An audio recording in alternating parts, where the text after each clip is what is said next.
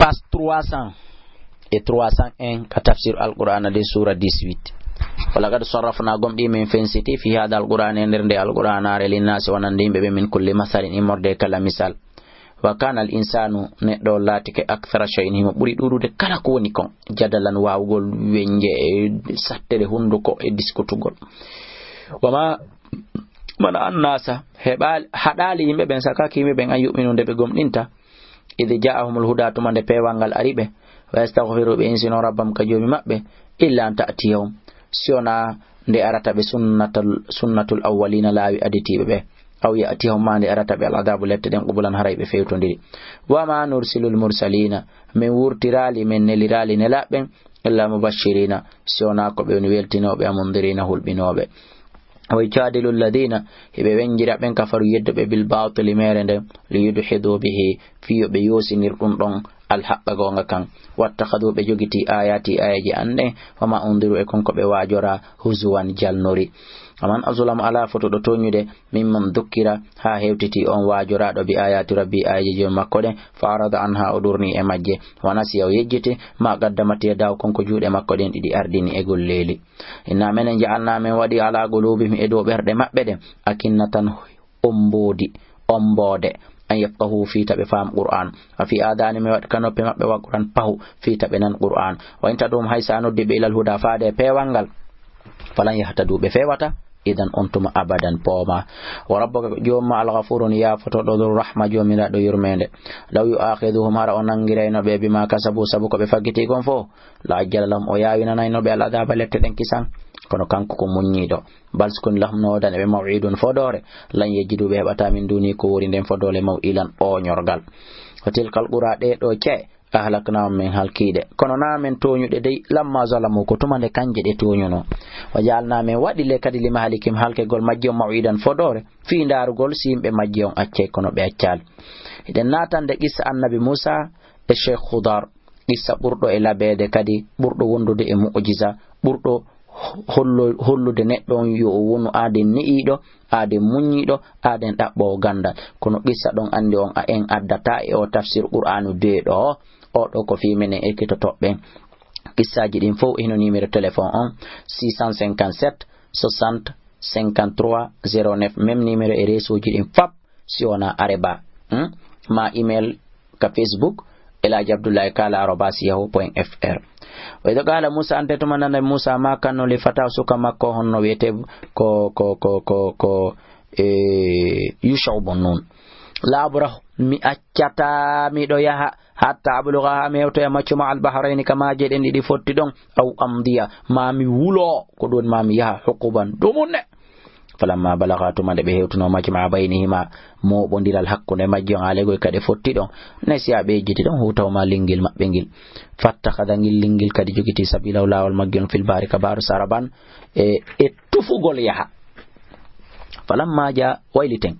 falamma ja wazatu mande be lumbuno qala wani li fataw suka makon atina adani en gada ana so jari mendi laqad laqina gomdi en hawri min safarina en morde voyage men hada o do nasoban tampere qala ya raita ay ali karamako en annabajo on ide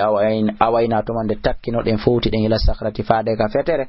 fayni jaka min nasitul hutam yejiti lingingil don wa man sani kono yejintinali langil illa shaytan shona shaytan an adhkurahu dem andi tata fi magil wattakhada ngil jogiti sabila wala al magil fil bahri kandir bar ajaban no hawnuri gissa janono don wi qur'an tigi haawi ke wi no hawnuri ka arten ka numéro téléphone qala wi dalika dun do qala na Musa ma kedalika ko don tigi ma kunnan ko lati den nabhi den dabba e der ko seppuden fu fartadda be yilti ala atari ma batte mabbe kasasan hibe yewtay be gisso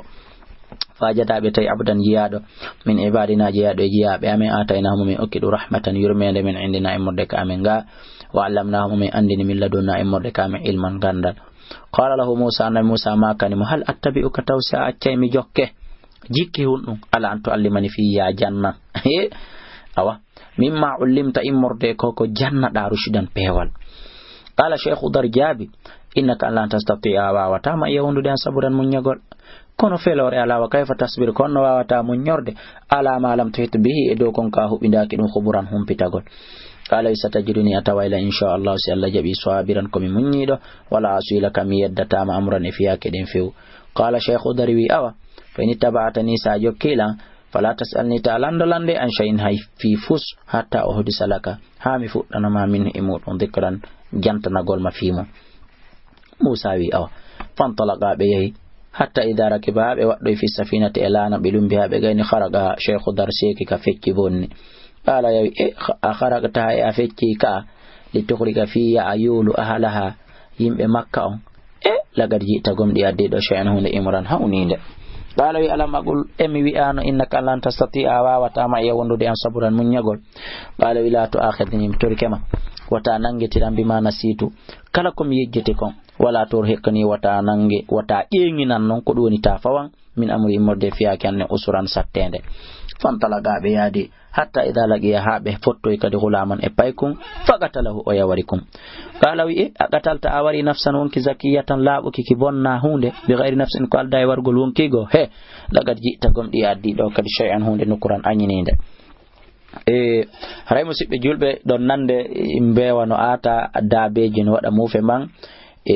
fewndo do nini nder de dumunne do de balde do fu mi do ari ka village meden kala ga e haaju jokker en dam mabbe hidon geli no ga haray ko dum nano ton jonno ga andi dabeji din ko jemmini wo ko jemmini on nana hito maji on yafoto ko dum nano ton hito maji no yolli to derga haray kadi en fekki alqur'ana on e hakkunde hande en hebi hijibe capantati heddike kadi hijibe capantati ko wana non kadi ka numero pasji din kadi deri din kadi numero on en fekki e hakkunde deri din en fekki e hakkunde hizbaji din en fekki e hakkunde dum hawri hande ko do woni mercredi